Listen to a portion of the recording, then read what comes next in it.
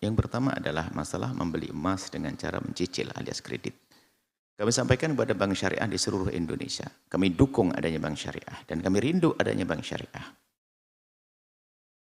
Tapi namanya bank syariah, jika ada sesuatu yang kurang karena itu adalah rumah kita, harus saya sampaikan. Termasuk yang harus dihentikan adalah adanya kredit emas. Itu yang tidak diperkenankan dan jangan ikut-ikutan. Itu bank syariah rumah kita, saya dukung untuk bank syariah. Tapi kalau ada produk yang tidak sesuai, ya kita harus menyampaikan. Dan sudah berkali-kali belum ada perubahan, malah saya dikirimi surat tentang hujah-hujahnya, dalil-dalilnya dan sebagainya. Tidak mendesak. Memang Anda mau mati kalau tidak ngambil kredit emas. Memang hal ini satu transaksi mendesak. Kenapa harus seperti itu?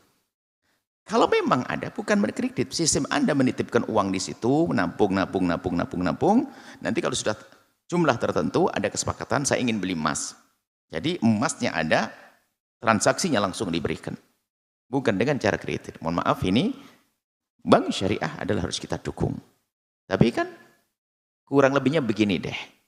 Namanya bank syariah itu kita nanti dari dulu seperti menanti lahirnya bayi. Di saat belum adanya bank syariah. Kalau ternyata ada bayi lahir cacat, kita bunuh atau kita besarkan dengan baik. Kita besarkan, kekurangannya kita sempurnakan. Termasuk ini, mohon maaf ini. Semoga bank syariah mendengar ini. Saya dukung Anda. Dan Anda rumah kami. Tapi jangan paksain deh kredit emas. Ada apa Anda dengan kredit emas? Memang ada orang mati tidak kredit. Kalau ingin dikemas, namanya takif fikihnya ada dikemas, bukan cara kredit. Anda menabung, nanti kalau sudah terkumpul uang yang sesuai, baru saat itu ada transaksi baru, menjual emas, ini emasnya, ini uangnya, selesai. Mohon maaf ini, jadi jangan sampai orang menjadi ragu-ragu dengan Anda, wahai bank syariah, kami cinta Anda. Ini semuanya pakai bank syariah. Tapi kalau Anda terus masih memaksakan dengan produk-produk semacam ini, ya, jadi nanti muncul keraguan-raguan. Akhirnya sama, nggak ada bedanya, nggak peduli dengan hal-hal yang ulama menjelaskannya. Baik, ini adalah sampaikan. Jadi kami tidak menjawab tentang zakatnya, saya menjawab tentang hukumnya itu dulu. Ada masalah zakat adalah uang yang Anda miliki, yang mana zakati, terserah. Anggap saja cara membelinya Anda salah tadi, dengan cara nggak benar. Pun pada akhirnya adalah sudah menjadi milik Anda. Kapan dizakati? Zakati ada dua kalau urusan emas. Emas akan dizakati jika satu, emas itu Anda miliki berputar 1 tahun. Kalau baru beli, enggak. Permasalahannya ini enggak bisa direncanakan karena belinya kreditnya sudah 2 tahun Bu ya. Jadi sudah 2 tahun kreditnya. Nah, ini kan sudah kelihatan 2 tahun, ini belum milik Anda. Mestinya enggak jadi miliknya, belum sempurna pembayarannya. Dan enggak bisa terjadi transaksi seperti itu aslinya. Oke, jadi Anda miliki seutuhnya. Baru setelah itu, dan nisabnya kurang lebih 84 gram emas murni. Kalau ternyata emasnya tidak murni, Anda kira-kira, kalau 84 gram emas murni itu harganya berapa? Nilainya berapa? Baru yang enggak murni, kan ada 24 karat, ada 22 karat, ada 20 karat, kan begitu. Itu dinilai seperti 84 karat emas murni. Setelah terpenuhi nisabnya, baru berputar 1 tahun, maka tahun berikutnya ini dikeluarkan zakat 2,5%. Seperti itu. Kemudian yang satu lagi tadi apa? Terkait dengan rumah yang dikomersilkan. Oh Masya Allah. Jadi kontrakan itu tidak dikeluarkan zakat sebagai nilai uangnya, nilai rumahnya. Akan tetapi itu termasuk satu penghasilan, biarpun mungkin kalau kita belajar fikih Syafi'i, dalam kitab-kitab dulu tuh nggak ada zakat kontrakan, tuh nggak ada. Zakat hanya untuk 6 dan sebagainya. Tapi itu adalah jenis sesuatu yang menghasilkan. Tentunya para ulama Syafi'i akhir zaman pun juga sudah melirik mata lain demi kemaslahatan dan tidak dirugikan. Tapi dengan cara yang hati-hati. Maka menurut yang mengatakan adanya atau wajibnya zakat sesuatu atau kontrakan yang menghasilkan itu, maka yang dizakati adalah uang kontrakannya. Itu pun dengan rambu-rambu yang ketat sekali. Pertama adalah setelah dibersihkan dari uang operasional dan segala sesuatu yang ada kebutuhannya dengan kos-kosan. Jaganya, kerapiannya, segala macam, dipotong itu dulu.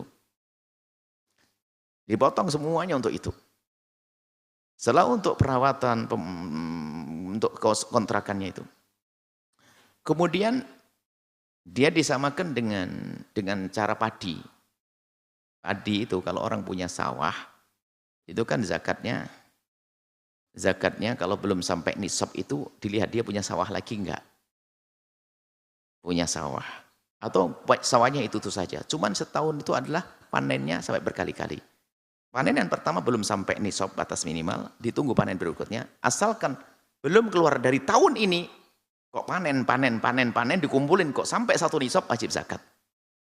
Sama, mungkin kontrakan bulan pertama belum sampai nisab. Dikumpulin dengan berikutnya kayak panenan kedua belum sampai nisab. Tak ketiga sampai nisab. Kalau sudah 1 tahun dikumpulin bersihnya dikumpulin 1 tahun kok belum sampai nisab yang kurang lebih senilai 84 gram emas murni. Kalau belum sampai segitu maka tidak wajib zakat. Maka Anda hitung berapa? Apakah dalam satu tahun itu sudah sampai kepada berapa? Bisa ada yang menjual emas hari ini yang emas murni 84 gram berapa harganya? Berapa? 160 juta? Hah? Ada yang tahu? Tolong bantu. Yang punya emas.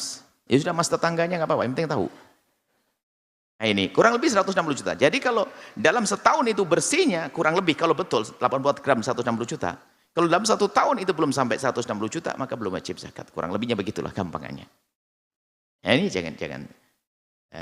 Kalau kemudian, wah berarti saya tidak wajib zakat, saya cuma 80 juta setahun ini. Ya tapi jangan pelit deh sedekah musola samping rumah gitu kan. Mentang-mentang tidak zakat langsung bebas, wah tidak zakat. Ya kalau tidak zakat Anda bisa sedekah. Kurang lebih seperti itu. Jadi ada syarat dibersihkan daripada biaya operasional dan segala macam yang ada hubungannya dengan kontrakan tersebut. Kemudian yang kedua ada sampai nisab. Nah, sampai nisab di saat ditunggu sampai 1 tahun. Nah kalau sudah kita bisa mengira-ngira dalam 1 tahun akan sampai 1 nisab. Anda boleh setiap bulan Anda keluarkan kok. Supaya tidak jadi beban di akhir tahun nanti. Sebab kalau dikumpulin di akhir tahun, waduh besar banget gitu. Per bulan namanya takjil, mendahulukan zakat sebelum waktunya itu sah. Setiap bulan kita potong, kita potong. Pengambilannya adalah sama seperti emas 2,5%. Jadi kurang lebih seperti itu. Dan itu zakat-zakat yang memang diperselisihkan oleh para ulama tentang hal-hal semacam itu.